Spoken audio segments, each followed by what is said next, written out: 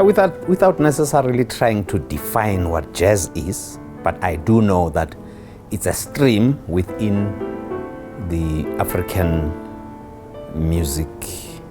space. It actually has been given birth by Africans in the diaspora who were taken from the continent to go to other spaces like your Americas, but it would not necessarily be the core of what defines African classical music. Like when you go into the rural villages in parts of the continent in Africa, what actually came to be created as a communal practice, because in fact, traditionally from an African perspective, the term music did not exist, but it did not mean, or it did not exist in as defined in the Western sense, but the exercise that actually would put an exercise like music together existed, because there would be disciplines that actually, when put together, would actually comprise what the West would call music. So, and hardly were situations where, you know, you would find a situation where a person would be a soloist,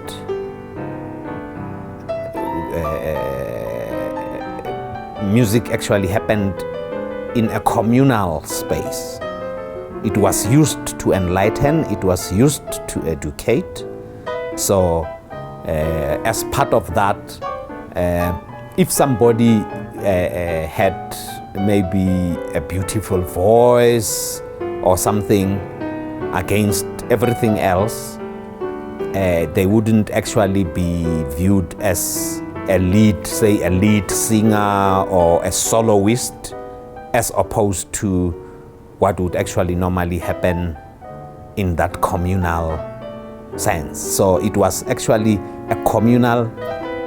activity. Only when people moved out of the motherland did it then take the shape where the element of improvisation and soloing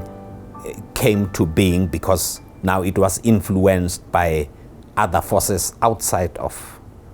the continent.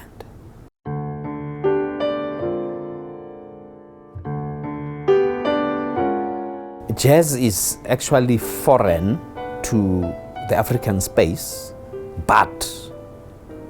the term, in fact, jazz is foreign to the African space, but the music that actually got termed as jazz in time was originally from the African space. If we're talking Marabi, if we're talking Bakanga, I think those may have had their own influences, maybe based on the system of migration, because in essence, there is no discipline that exists in isolation. So when other people come from other spaces, you know, for example, for me, my understanding of the term Bakanga would actually be a fusion of something that would not from the outset be necessarily African. It's a concoction, you know. So if in the ship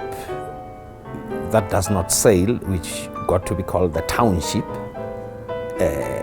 when people gathered and maybe they came from different spaces, they actually found ways where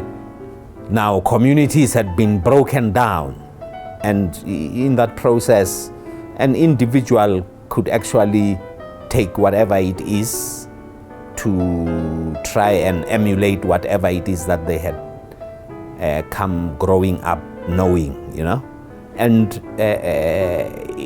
in that context, with your mbaqanga, the guitar almost took the center stage. With the kwela, the penny whistle took the center stage, just like marabi, It was more influenced by the environment and the migration of people. All of those genres, if one could put it.